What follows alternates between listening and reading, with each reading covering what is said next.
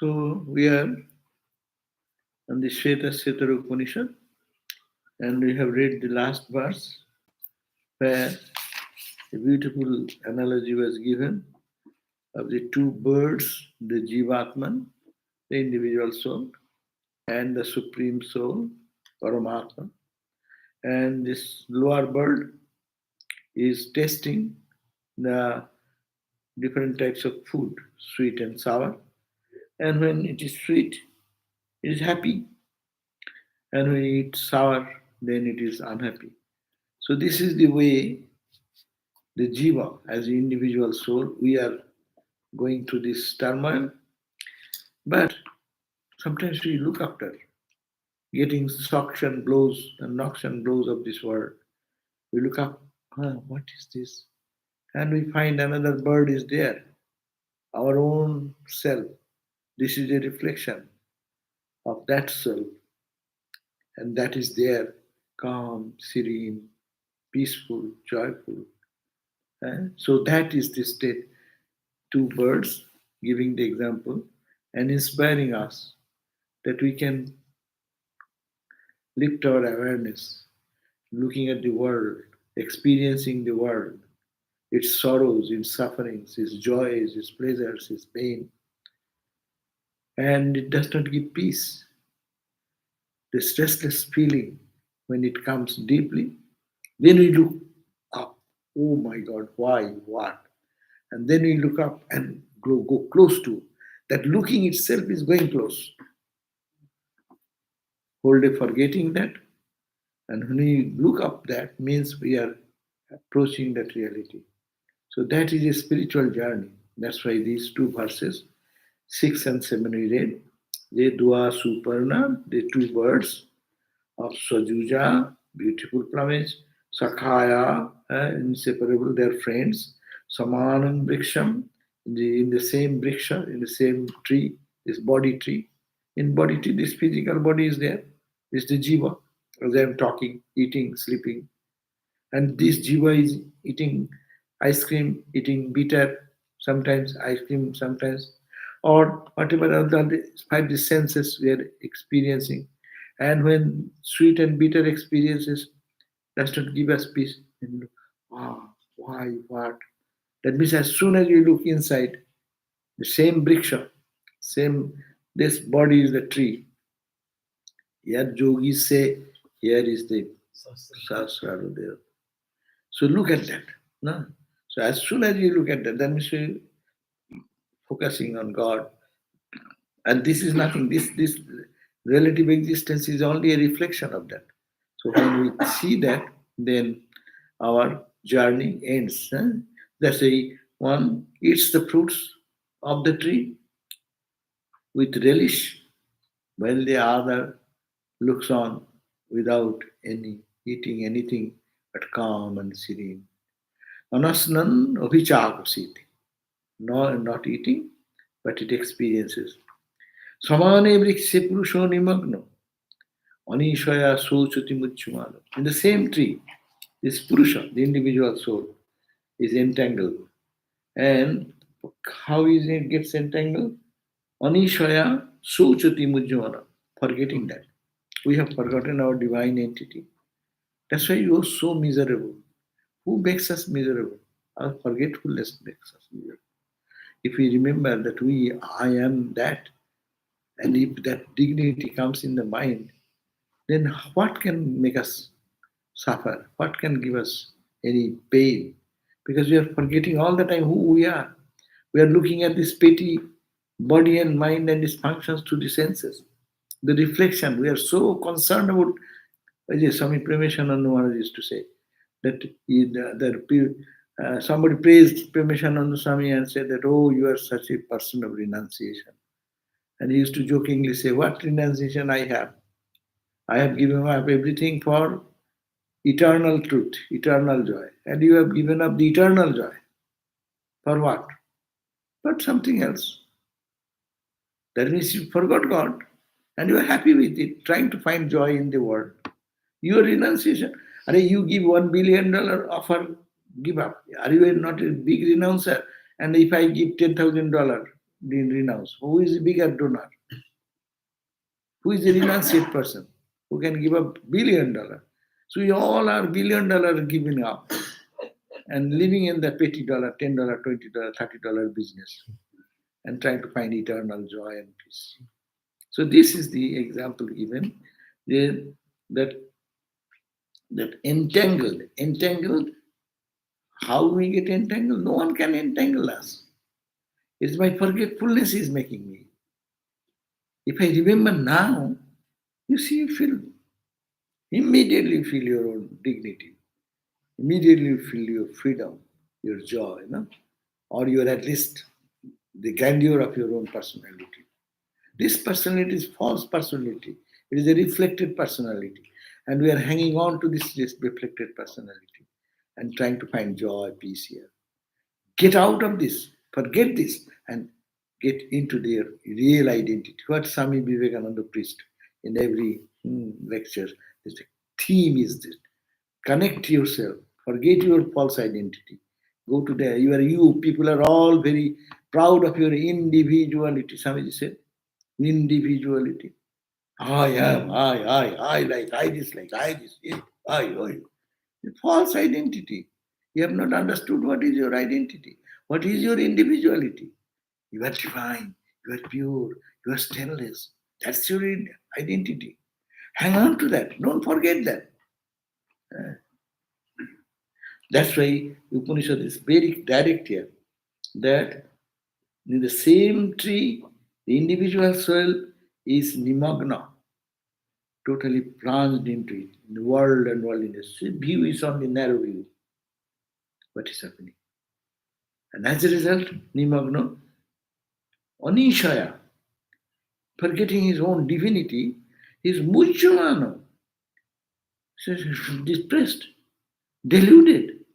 Muchamana, being deluded, depressed, sochati, and miserable. Look at our condition every day.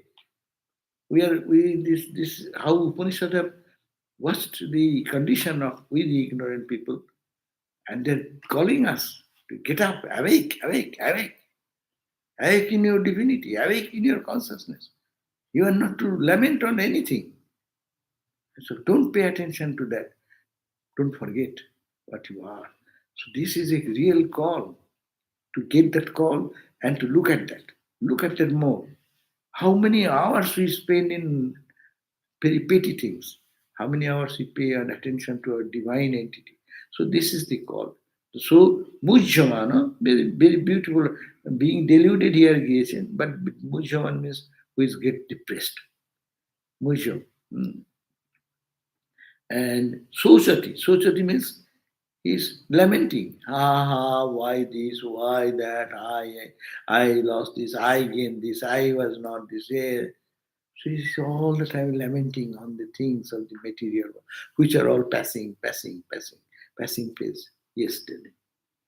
And but yada justam tasyatim isham asya yada pashyati yada justam. But when one starts worshipping the divine within by all, one and the other, isham, the Lord, pashyati. When he sees the other, the Lord of all, when he sees the other, this is the visual image in which we are living. But when you look into that which is the Lord of the all, whom all devotees worship and realizes that all greatness is his, then he is relieved from the misery. So relief from the misery or entangled in the misery depends on our own choice. And this is a beautiful image given. You need not have to seek God anywhere. This is the tree, same tree, and body is the tree. In this body, this is the Jivatman, in which level chakra we are living, in which we are our visual image, everything perceptual universe is this one. And we are entangled into this, we are depressed with it, with sometimes smiling like a mad cow. And then we are every moment tossed to and fro like that. But there is something within us to turn our attention. So this is very a call for us that As a note, we have read that yesterday in the first half of the mantra that points out that the forgetfulness of man's divine affinity, whether one take that affinity to mean one of the identity with the Supreme or one of inseparable loving relationship with Him, is the root of all our miseries. Uh, Identity, one is I have forgotten my identity, total identity. If you cannot do that total identity, the higher state, but you can see He is my friend. Let me make friendship with my divine entity. I am making friendship with this world and this treacherous world. You can't find any friendship. Good. The world is created like that. Otherwise, you will never have gone to the higher entity of our life. So here is a big indication that what it says in the note, whether we take that affinity meaning, what is that affinity? Meaning the identity with the Supreme or a relationship with the Supreme as my friend. He is my eternal friend and I am forgetting that. So how I can identify there and connect with that?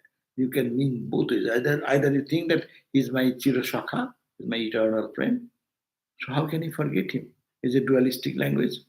Or in absolute identity, I am that. Take whatever way you like.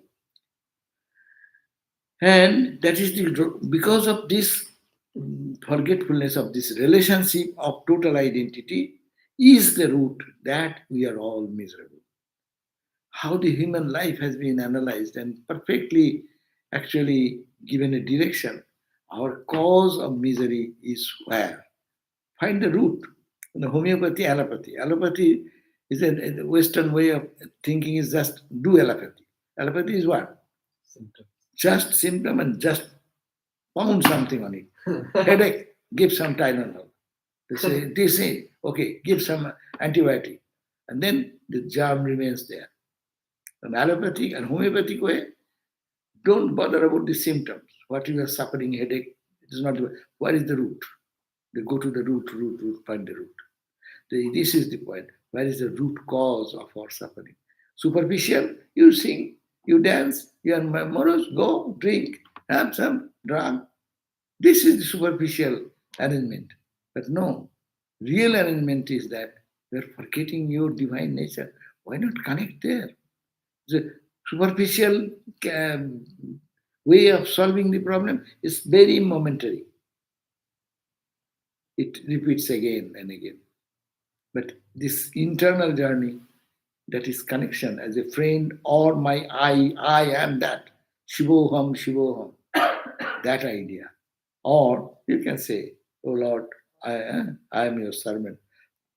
As Hanumanji said, Deho buddhya tu dasosmi. I am your das, I am your servant. Eh? Atma buddhya tamevaham. I am that when I think I am Atman. So these live in the silence of the relationship. And that is the cause that will release us from the bondage of misery and suffering.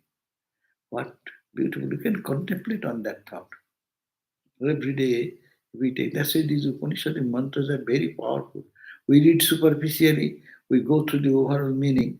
It does not. If you delve deep into it, that's a profound source of all wisdom and knowledge and peace. That is the source of peace. Don't spend your time, waste your time in the wrong things. You can do that. It is a wastage. But you'll have to come back to this consciousness. And the rishis are helpful, are guiding us.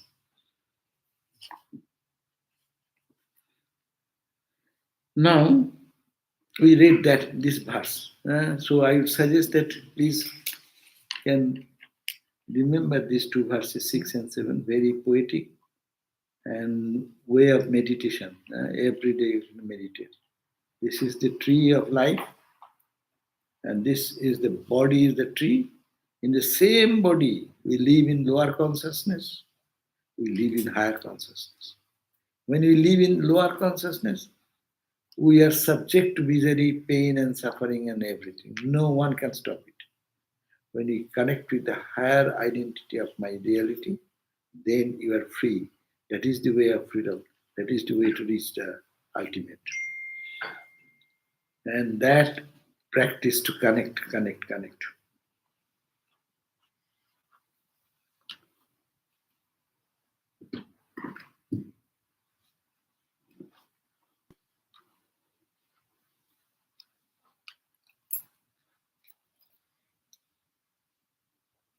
I have read it, but it is very interesting to read again. It says the two birds referred to it in this highly poetic passage are the individual soul Jiva and the supreme soul Paramatman. They are said to be inseparable friends in the Upanishad because, as the Advaitins would interpret the passage, the Jiva is only one image of the Paramatma thrown upon the mind, and hence both these are inseparable as the sun's image is from the sun. Or if we take it in the dualistic case, because of relationship of love existing between God and the soul, and the dependence of the soul on God are eternal. So the tree is the body. The point of resemblance between these two beings is their perishable nature. The soul and God are both said to reside in the same body because, in respect of the soul, the body has to be conceived as its locus. And in his respect of God, even though he is transcendent, he being also immanent in all being, he is realized by an embodied being through the means of the body. So body is important because through the body we realize the divine, and body is an important factor there. And thinking of the body, we can think of this. The fruits of the tree, what we are enjoying through this body, we all enjoy happiness, misery. These are the two things, either this or either that, either this or that. So the fruits of this tree are the results of one's karma. It is not done by anyone, but my karma brings my happiness, my karma brings my misery. But past action, that's also Vedantic way to take the responsibility, not to put on someone else. We always do that. Anything happens, fault is the other. So, which are performed with the help of the body. So, this body, why is it so important? Because through the body we do good karma, with body we do the bad karma. And then through the mind we do the bad thought, through the mind we divine thought. So, so out of the attachment, the individual self clings to these fruits or actions and suffers the consequences. It is maybe good as well as bad in successive embodiments. But who is called the Lord is its companion bird on the tree of this body, remains non attached to actions and their fruits, being the mere witness of all the cosmic play. That's the freedom. When you see the cosmic play, observer, you observe and see the dance of the Lord, Lord dancing everywhere. The Lord's play.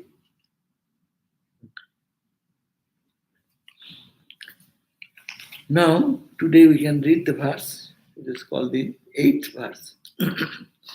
Richo akshare, Richo akshare, Parame bhuman, Parame bhyoman, Jasmin deva, Jasmin deva, Odhi vishwe, Vishwe nisheduhu, Jastang na Veda, Jastang na Veda, Kim Richa, Karishshti, Ja ittad, Ja ittad viduhu, Ja ittad viduhu, Ja ittad viduhu, Tat me samasai, samasai,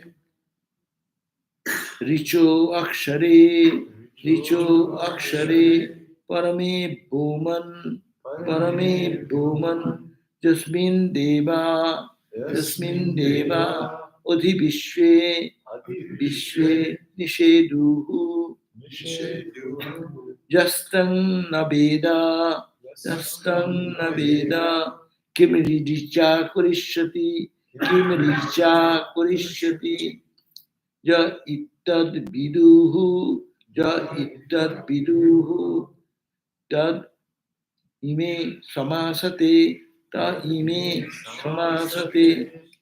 They say sometimes Vedic language, it's a little old Sanskrit. So,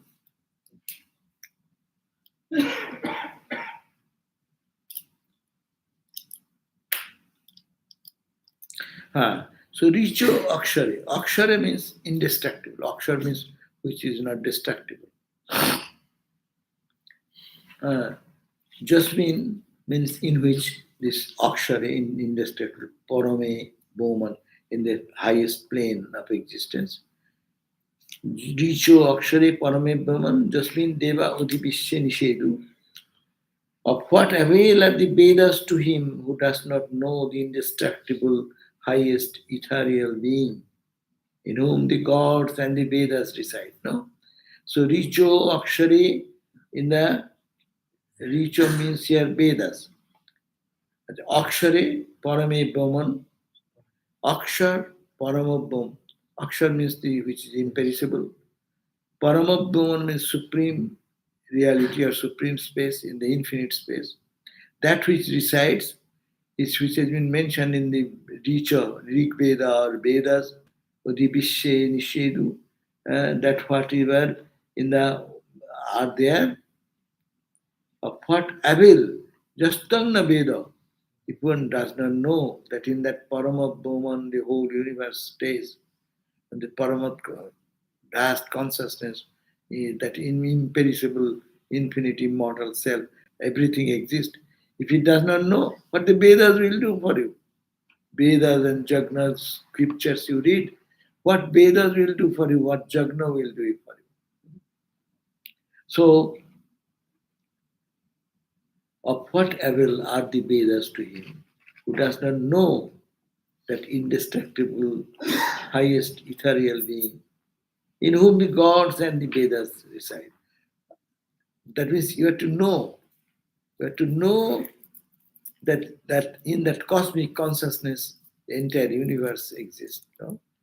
If you do not know what the Vedas can do, you read the Vedas, that means you read Vedas, Vedas are wisdom. It should give us wisdom. But what Vedas will do, it will not give us wisdom until we know that. So now emphasis is coming not to have theoretical knowledge, but to get it practical experience. The Vedas, only those who know that are satisfied, are those who do not know, they will be always remaining dissatisfied.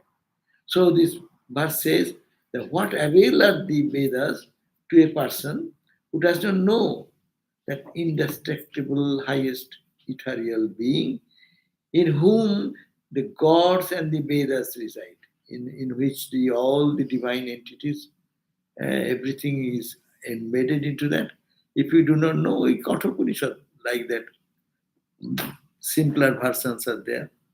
Says that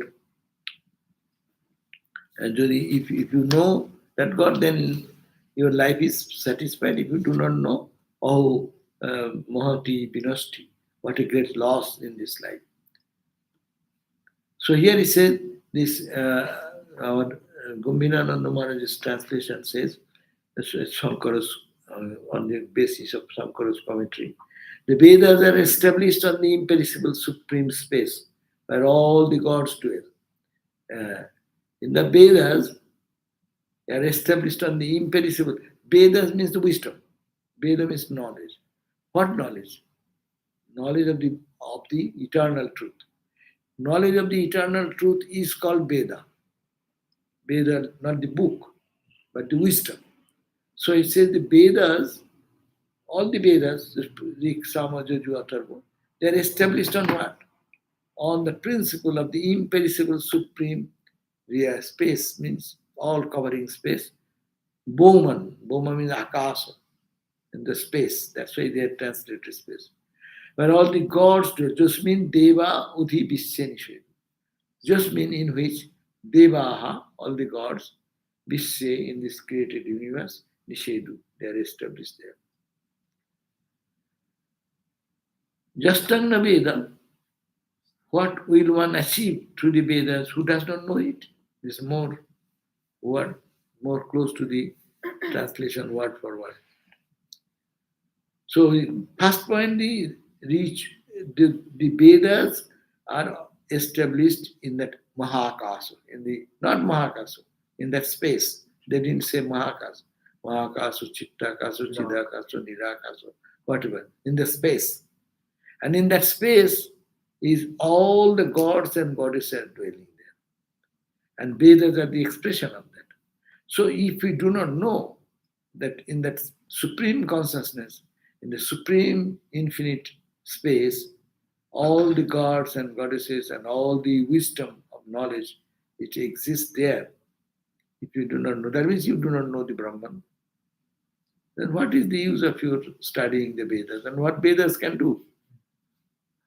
So he says, the Shankara's translation, it is more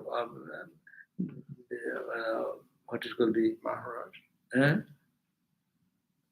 My understanding is that the Vedas are supposed to point the way for you to attain that knowledge, and they're just saying, this is sounding like they're saying they're useless. Useless.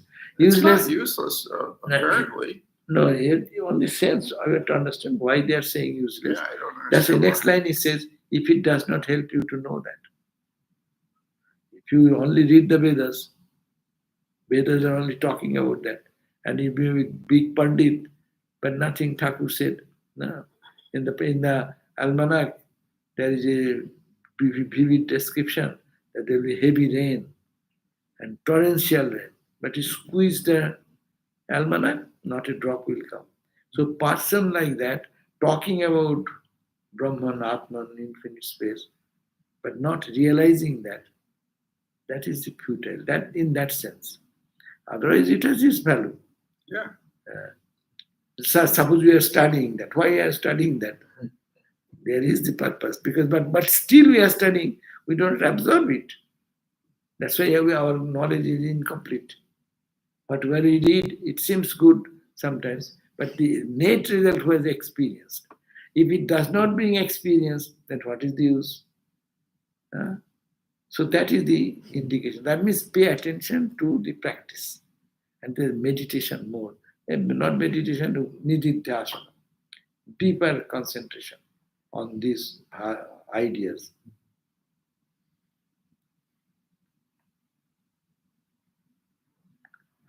The Vedas are established on the imperishable supreme space where all gods dwell.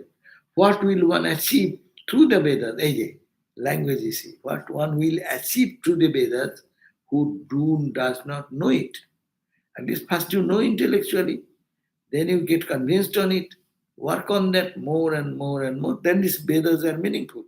Otherwise, that's why traditional way you go to India and those who are traditional Rig Veda, Samaveda people, they don't know meaning, no meaning.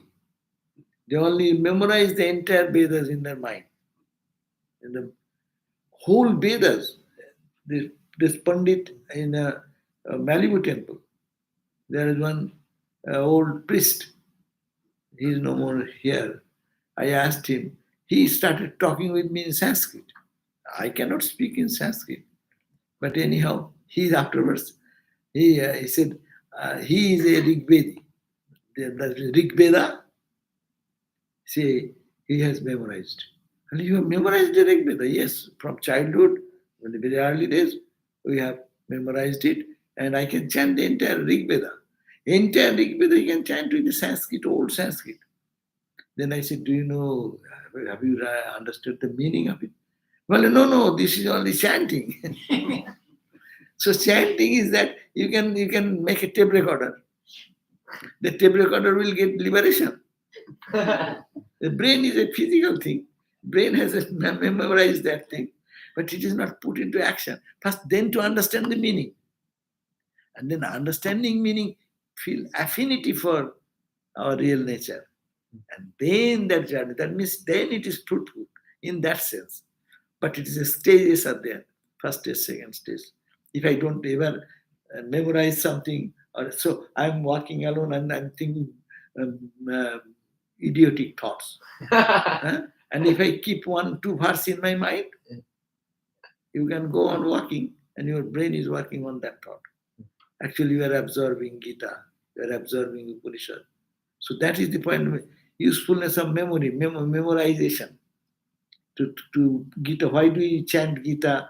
Why do we chant Upanishad? Because of this. Then you can actually, independent of anything, no book, nothing. You are just walking, you are just sitting, but you can keep your mind in a very high tune to the consciousness. But you know what? You have to have some creative thought also. Most people they cannot see the verses and all this in a creative way to interpret in their own way that why this particular word is used, why not other way it is said like that. It's very Yeah. good. So it is That not is like also stages. As you say, correct.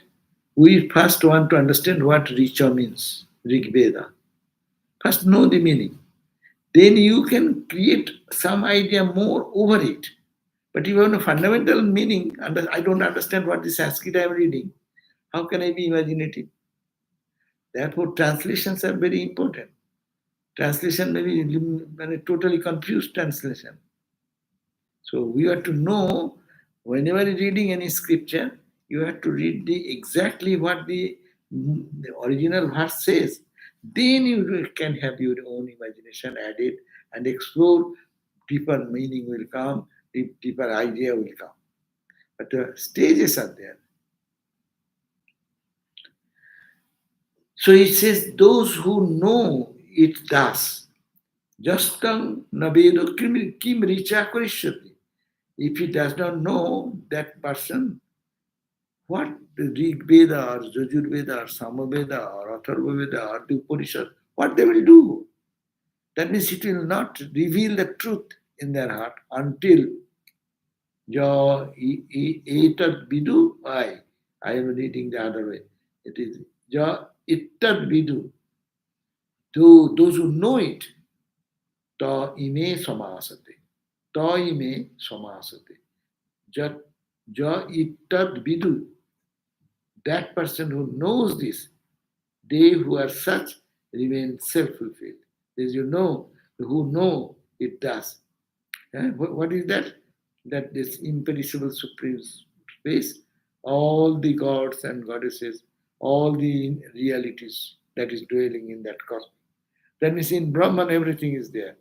What he's saying, in that cosmic Brahman, everything is there who understands this, and then that will be remain self-satisfied.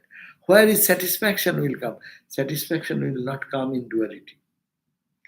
Worshipping different gods and goddesses. People are sometimes day and night thinking, oh, I chant this mantra to please this god. I chant this mantra to please that god. Okay, these are what watering little bit here, little bit there, that will have its benefit. But pour water in the root of the tree, then you see total all the trees and branches will be uh, getting the benefit. So here the richer the Vedas are established in Akshara, in the imperishable. Parame supreme Bhuvan in Bhumni, also another alternative.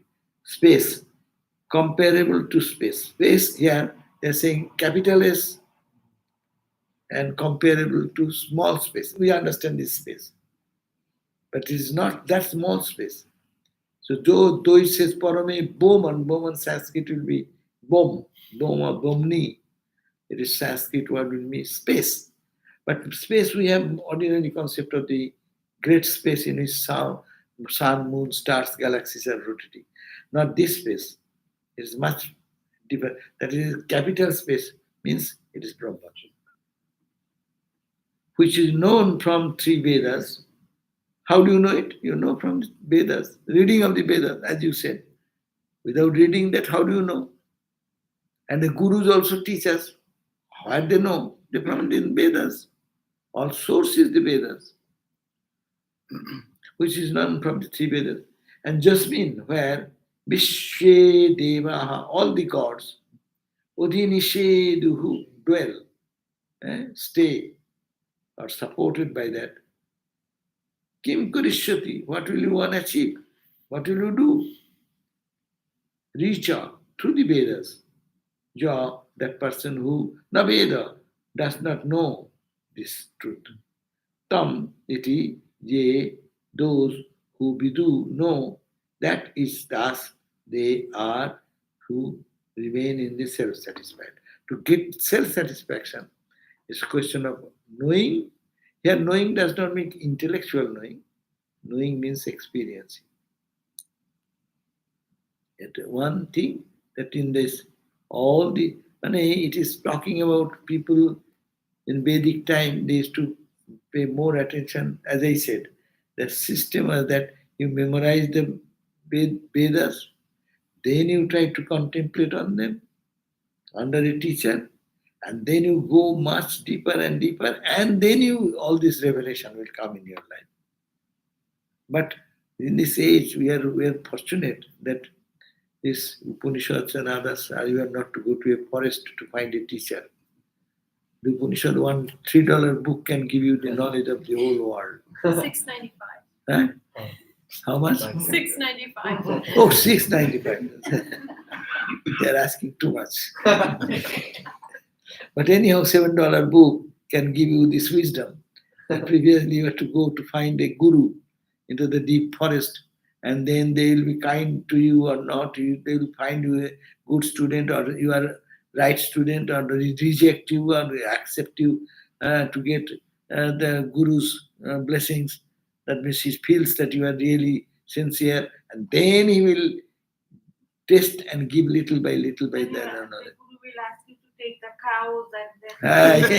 You will take my cows, 400 cows, make it 1,000 and come back. By that time you'll be old. But now we are fortunate in this age, current age, that we have all in the writing so many things, and all the commentaries, the Shankara's commentary we are getting, because all this wisdom is now available.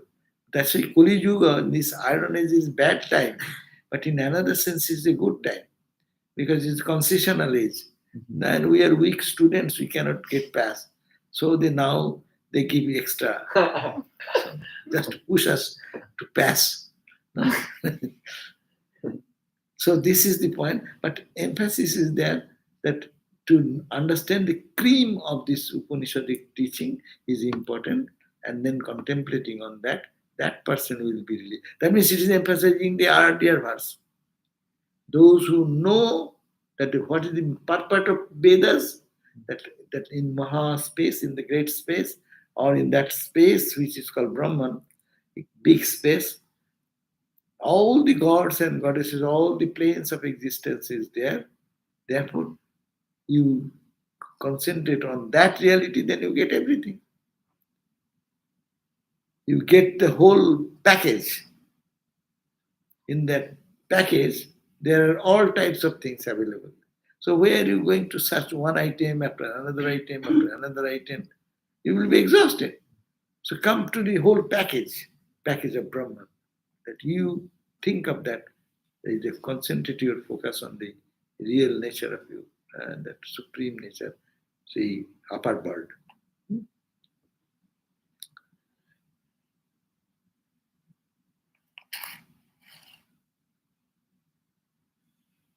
Let me see what the other note. Swami Lokeshwarananda Maharaj said, Richo Akshare Parame Bhavan.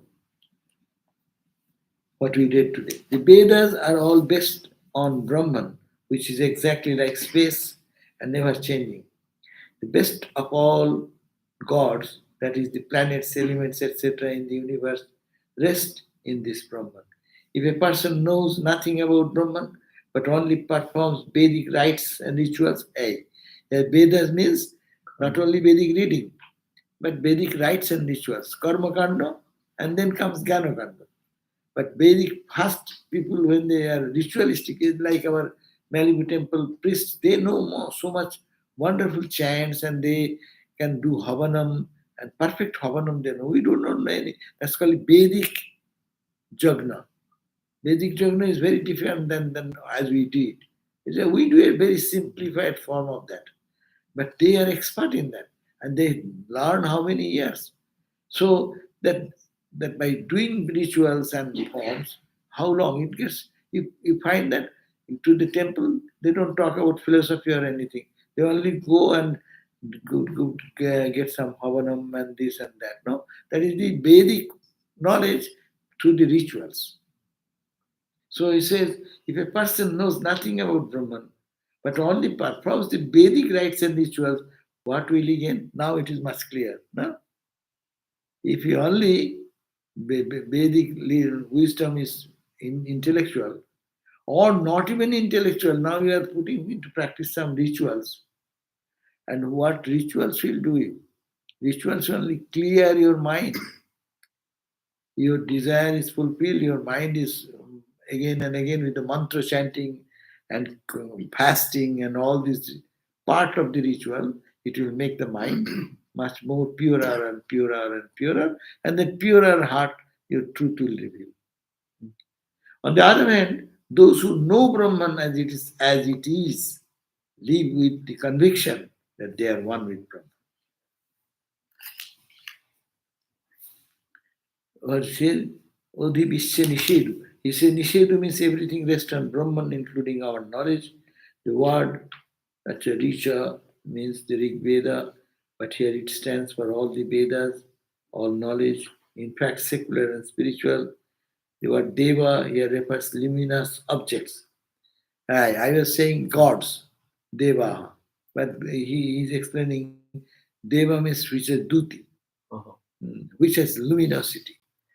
So, which is luminous? The planets, the stars, and the suns, and the entire galaxy, where we find any spark that is included there. We can only see a part of this universe. There are many things beyond our range of vision, but they are all supported by Brahman.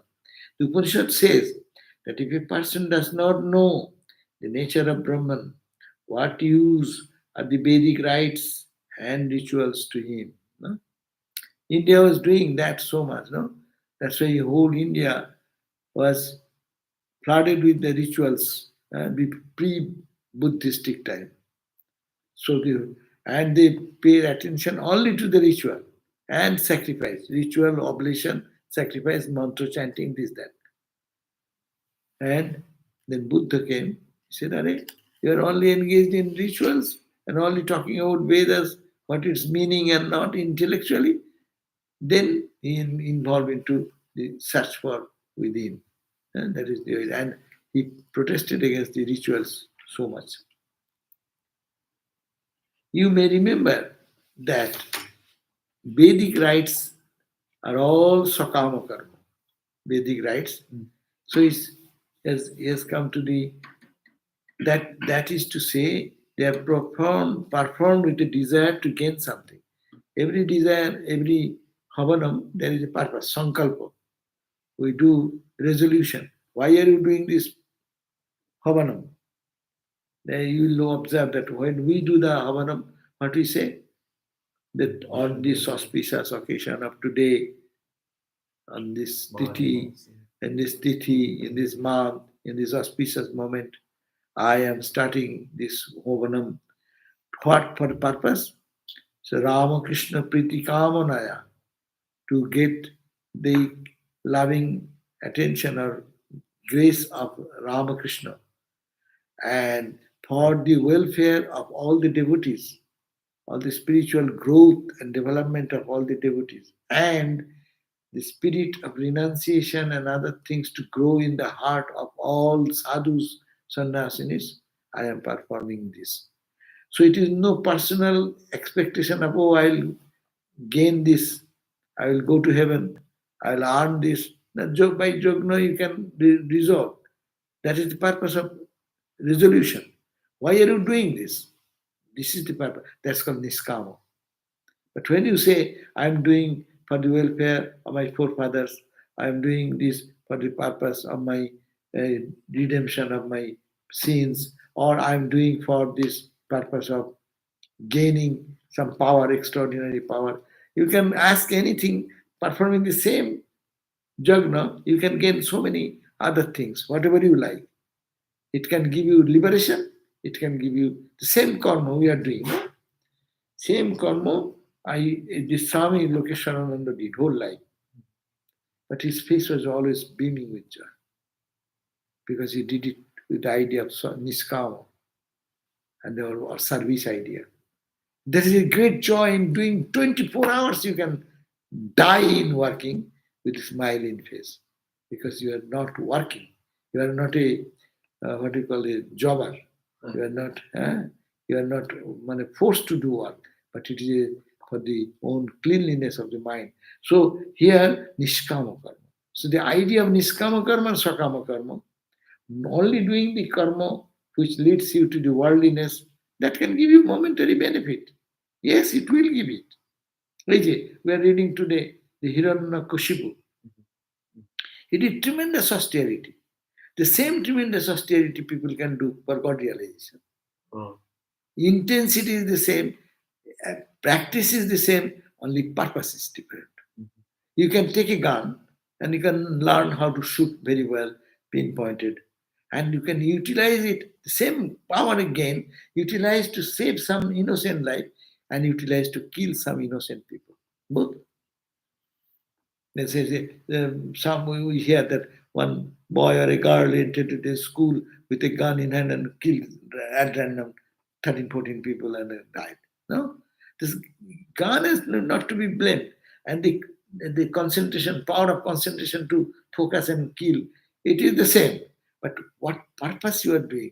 One is leading you to bondage, another leading you to freedom. Our karma leading us to bondage because it's a burden for me.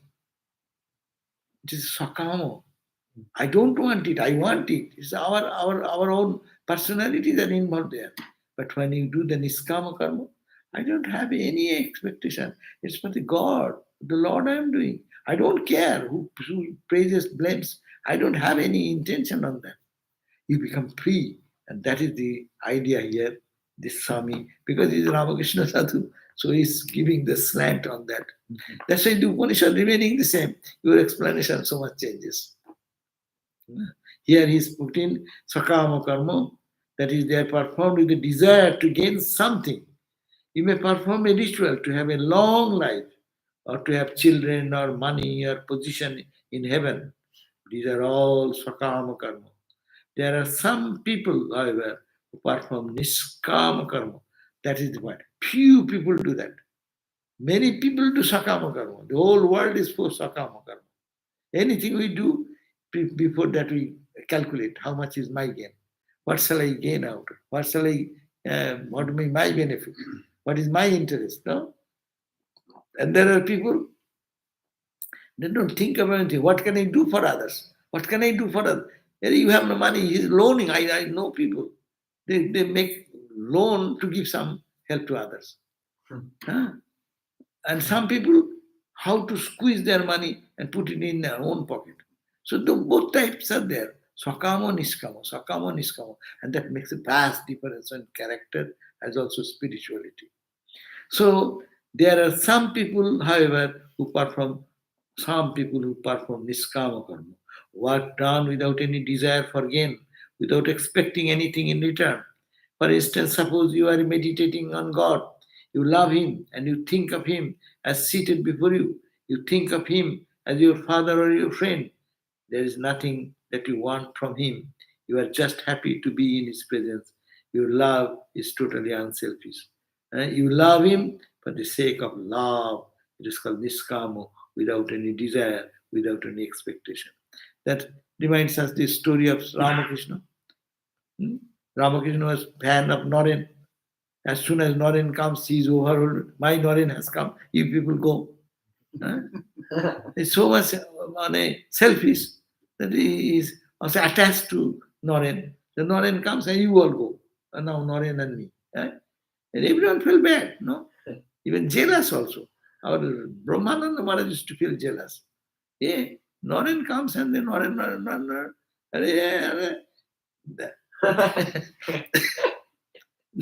That is human. But why? Naren comes and Naren, this loving Naren, whenever Naren comes, he is asking others to leave, bring sweets and sundaes and feeding him and all this. And then he started training. He said, okay. And Naren came, Ramakrishna didn't look at him. He entered and he's talking to others, facing others all the time. One day went and Naren came, saluted, sat there and went away. Again, Naren entered, ignored. One day, 2 days, 3 days, 1 month went on in ignoring like that, Suppose if someone gets such favor and such opposite treatment, what will happen to me? For me, I will die. what? See, and then ultimately, Ramakrishna said, yes, I was testing.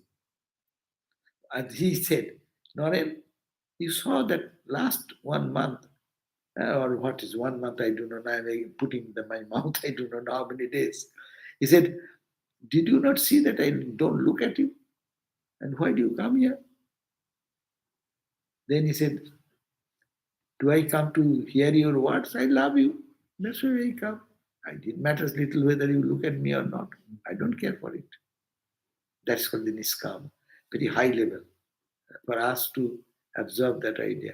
I love God because of love, not for any other thing. I come to temple because of temple, not for any other thing.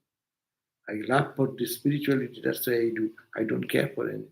I do the karma because of God and I don't care for anything. This is called the niskama karma.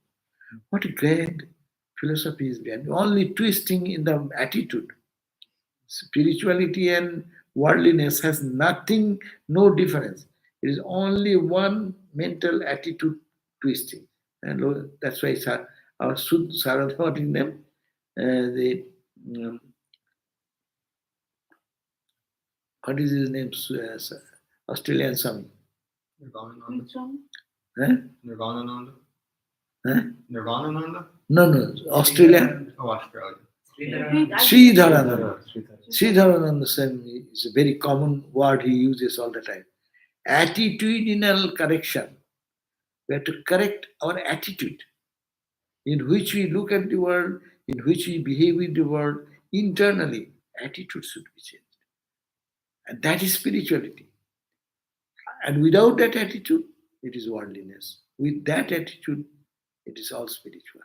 So, what a grand transformation may happen with this twisting of our attitude, and whole life it takes to twist our attitude.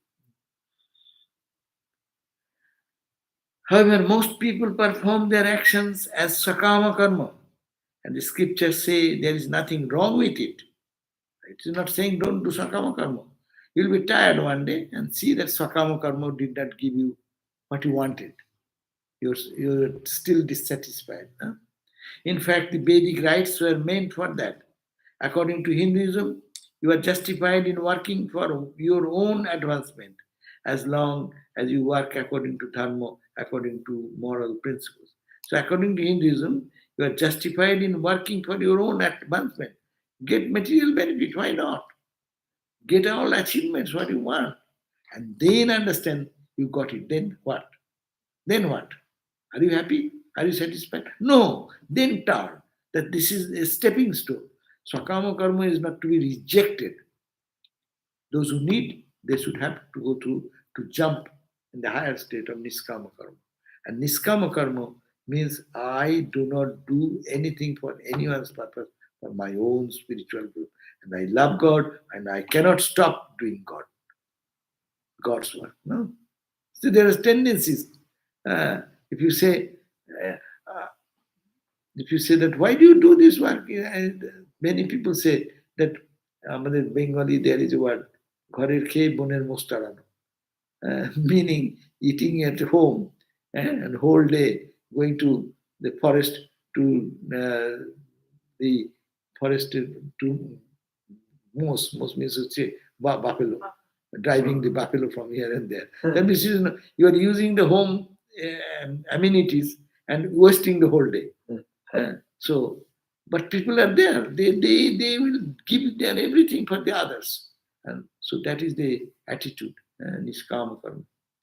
But the Upanishad raises a higher issue. This is sakama niskama karma, attitude transfer. But is higher experience. There's a question. They say, yes, through these Vedas rites, Vedic rites, you may attain money, you may attain power, children, long life, or heaven, or you may even become a god or goddess for some time. But to what purpose? These things are all transitory. They will not give you self-knowledge. They will not give you liberation. In the Brihadaranyaka Upanishad, There is a dialogue between Jaggavalka and his wife Maitri. Jaggavalka was going to renounce the world and leave behind all the property. Then Maitri asked, is this whole world full of wealth becomes mine? Shall I be immortal through it? Then Jaggavalka replied, no, your life will be just like that of the people who have plenty of possession, but you will not attain immortality through that path. The Maitri said, what shall I do with which will not make me immortal? Please tell me the way to attain to immortality. That is the question. What it will do, the Vedas? Huh? Will it give you immortality? Yeah? It will give you your um, knowledge of the self. We are all caught in this whirlpool of life and death, birth and rebirth. If you are born, you will die. One follows the other relentlessly, as night follows the day. Somehow or other, we have got to get out of this cycle. This is what is called mukti, and it is regarded by the Hindu sages as the goal of life. Many people say, what is the harm if I am reborn? Hinduism says that if you are reborn out of compassion for others, that is perfectly right. Some saints and sages deliberately seek rebirth in order to serve others. Buddha Bodhisattva. Buddha, after death, again comes back. There is a state where from out of compassion he comes back. That birth is what useful.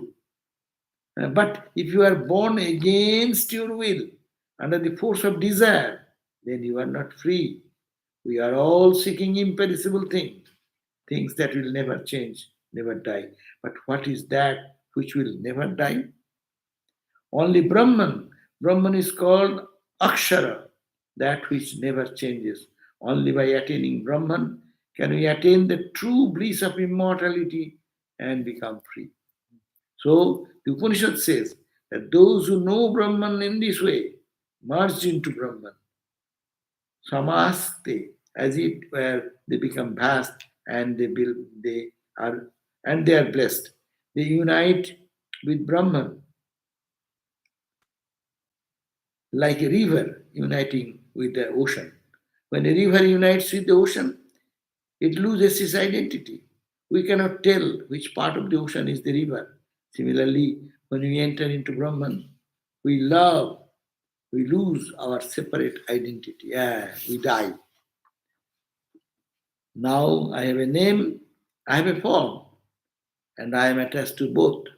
I am proud of my separate identity. That means I am in a state of bondage. See, I am this. You may be a very grand person, but you are in bondage. When you say I am Atman, then you are free. Otherwise, when you say I am anything in the world, that is bondage. Why? Because someday this body will die. It is perishable. Yet my attachment makes me afraid of losing it. But when I merge with Brahman, I become one with Brahman. I lose my separate identity and I know that I am not the body and not the ego. I know that I am not separate from others also. I have a sense of oneness which embraces the entire universe. I have a sense of oneness which embraces the entire universe. That's all. So that means reading of the scriptures are not merely reading, but it should bring us this awareness that the whole universe is pervaded in the cosmic consciousness. And the infinite space, the entire universe exists.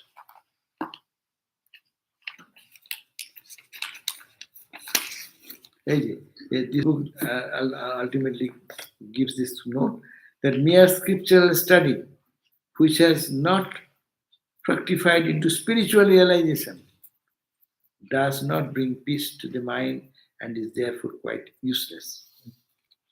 That is the essence of what we read today's reading. This is for the scholars to remember. At least scholars are good. At least they read this.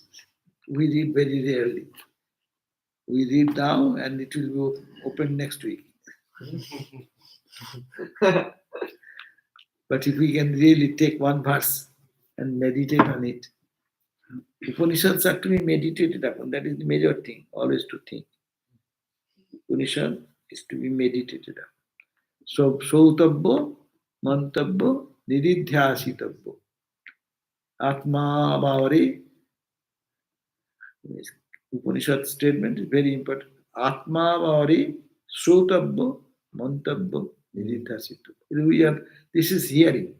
What we read today, it is a hearing. What Upanishad says, we heard it. Is it only one part? Then read again and again, take it in your brain. And then mantabba, do cogitate on the meaning, try to understand in a deeper sense, and then more elaborate explanation will spring from your heart and go dive deep and deep and deep, and then you feel the identity. That is the spiritual growth. So doing that type of spiritual sadhana is indicated here. Today we got that inspiration. Om Shanti Shanti Shanti Hari Om Tat Sat Sri Ram Krishna Arpanamastu. So tomorrow we'll have our gospel class at 7:30, and I will be giving the gospel class tomorrow. And so one question has come. I sometimes look back on my action or attitude and can see what I need to change. I can see my motivation was impure, but this does not happen as often as I would like. Is the process of change really so slow? It makes me feel very impatient with my slow progress. What can I do? But this question itself shows that you are progressing fast. Because you are thinking that this change, that is called change. You are struggling for that. Only now what to do, nothing to do. Just you think now, yes, I'll have to do it now, think. The two birds are in the same body. Think of now. Think of the poetic idea of that upper bird, our own real nature, and the lower bird is this jiva who is searching for joy and fun in the world and getting every time bitter or sweet fruits. And then we are turning our attention from and feeling big experiences of sadness, frustration, or sometimes excitement. But this is not me. So just think now, this moment. Spirituality is very Vedanta says spirituality is very, very not a stage of repentance. It is action. I did not meditate whole day. I could not find that. Another 10 seconds you lost. Saying that. Or you sometimes we glorify. You may elaborate why I cannot do this today. I had this, I went there, I could this, I. Do that 10 seconds, 20 seconds, 50 seconds. That is your positive. Do it now. You need not have to go to some isolated place to do this practice. This moment you think, then now do. See what happens. Every Vedanta is such powerful thing. For 1 minute you feel the energy of it. All this weakness of the mind, all this stupidity of the mind. You will smile at your own stupidity. What am I doing? Why shall I do? Why did I do that? Why am I not thinking this? Let me think now. Just every moment, if we take this strong, Swamiji said, day and night say, Shukte, that's a Shankara, no? Who said, Shankara says, Shukte, Amrite, Kalanait, Vedanta Chintaya. Vedanta Chinta, the thought that you are that pure, you are that thought, Chintaya, by that thought, you have to Kalang Nait, you have to spend your time. It is your duty to spend your time. Kalang Nait Vedanta Chinta. Asukte, whole day, in the middle of your action. Why not internally feel, I am pure, I am stainless, I am pure? Do it. Asukte till you go to bed. And Amrite, not one day. I did yesterday, but today I missed it. Okay, I did 5 years. I didn't do that. No. You do every day till the body is put into the fire. In the fire, it becomes ashes. Till then do that. Asukte, amrite, kalang night. One should spend his time Vedanta Chintaya. The Chinta, the thought of Vedanta. This is the Vedanta. That this identity is a reflected identity. It is there, you see. You see, stand before the mirror, you see the reflected image of you. But it is not you. The reflected image will merge into you. And it is that, to come back to yourself. So all we all like, do you not like standing before the mirror, how my face is sweet and beautiful? Huh? That's why we want to project ourselves, and this reflected is but this reflection is nothing. Real face is there. And it has not been distorted, nothing. Because of the mirror it looks distorted. Like that. So Vedanta is good. Whenever we remember, how can I speed up? Speed up now. This moment, think. As soon as it comes in your awareness, okay, I am that, right? Or I am child of God. What is your spiritual attitude? Take that and connect with the divine. Don't connect with the nonsense things of life.